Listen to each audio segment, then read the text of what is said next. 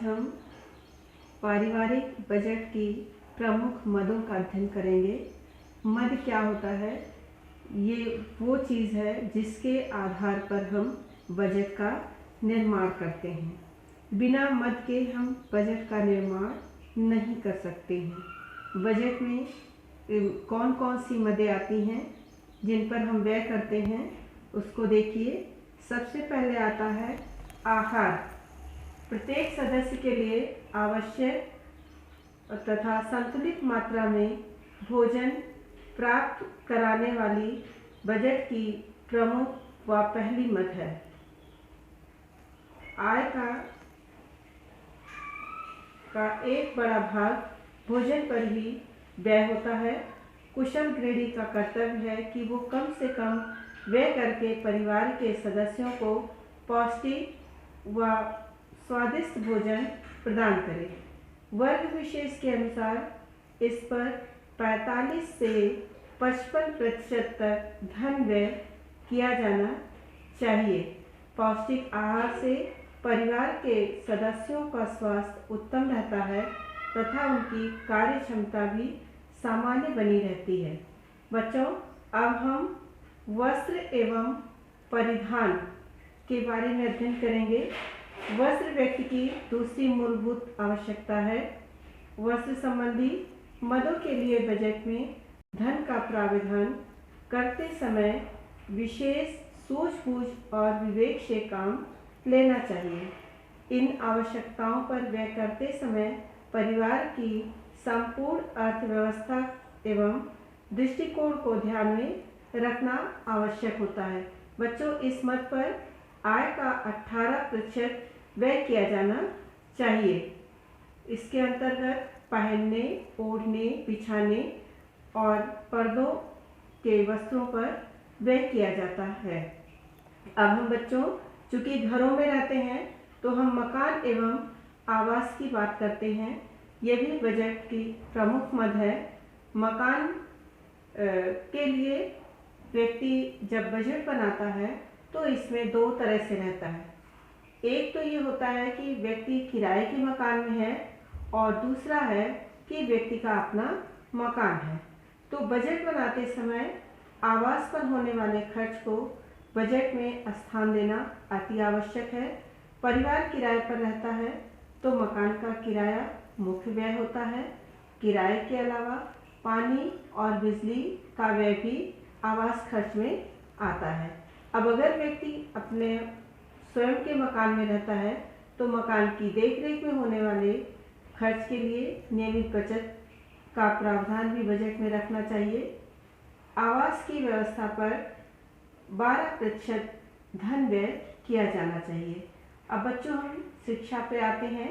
अगली मद है, प्रत्येक परिवार चाहता है कि उसके बच्चों को उत्तम और उच्चतम शिक्षा प्राप्त हो। आज शिक्षा को परिवार की मौलिक एवं महत्वपूर्ण आवश्यकता मानी जाती है। परिवार में अगर बच्चे छोटी कक्षाओं में पढ़ रहे हैं तो ये मद कम रहती है, परंतु अगर वो बड़ी कक्षा में पढ़ रहे हैं या कोई व्यावसायिक शिक्षा ले रहे हैं तो आमदनी का एक बड़ा भाग शिक्षा पर व्यय होता है। अब बच्चों चूँकि परिवार में रहते हैं तो स्वास्थ्य और चिकित्सा भी आवश्यक है।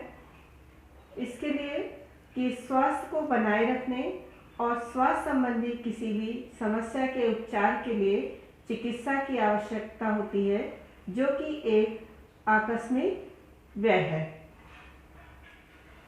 बजट में स्वास्थ्य और चिकित्सा संबंधी मद का अलग से प्रावधान होना चाहिए।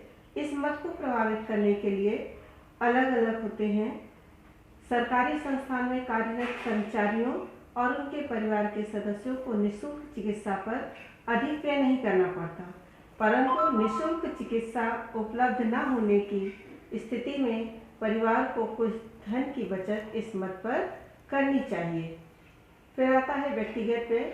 इस मद में वे खर्चे आते हैं जो हम परिवार के सदस्य अपनी व्यक्तिगत आवश्यकताओं की पूर्ति के लिए करते हैं। जैसे कार्यालय जाने वाले जो व्यक्ति होते हैं उनकी चाय या कॉफ़ी के लिए खर्च, स्कूल जाने वाले बच्चों के लिए जेब खर्च। इस तरह से परिवार के सभी सदस्यों के अपने अलग अलग खर्च होते हैं। इस व्यय के लिए बजट में जो है व्यक्तिगत मद के नाम से रखा जाता है। फिर आता है अन्य आवश्यक घरेलू व्यय। इसमें प्रत्येक परिवार को कुछ अन्य प्रकार के घरेलू व्यय भी करने पड़ते हैं जो अत्यंत आवश्यक और निश्चित होते हैं, जैसे बिजली का बिल, वस्त्रों की धुलाई, उपकरण की मरम्मत, बर्तन, फर्नीचर आदि। इनको खरीदने के लिए, मरम्मत के लिए, पॉलिश कराने के लिए या धार्मिक संस्थाओं में चंदा देने के लिए, इस तरह के जो व्यय आते हैं उनको हम घरेलू व्यय में रखते हैं। फिर आता है यातायात संबंधी व्यय। परिवार के सदस्य को कभी न कभी शहर से बाहर जाना पड़ता है। कुछ परिवार में तो इसके सदस्यों को नियमित रूप से बाहर जाना पड़ता है। बाहर जाने के लिए बच्चों या तो यातायात के साधन का प्रयोग करते हैं तो उसके किराए का हो सकता है, और अगर हम अपने स्वयं के जो है साधन का या वाहन का प्रयोग करते हैं तो उसकी देखरेख और ईंधन पर हमें व्यय करना पड़ता है। फिर आता है बजट में बचत नामक एक मद होती है। सभी पारिवारिक आवश्यकताओं की पूर्ति के बाद बचाया हुआ धन ही बचत कहलाता है। परिवार के सुरक्षित भविष्य के लिए पारिवारिक बजट में बचत करना आवश्यक होता है। बचत को महत्व देने का बजट जो होता है वो आदर्श बजट कहलाता है।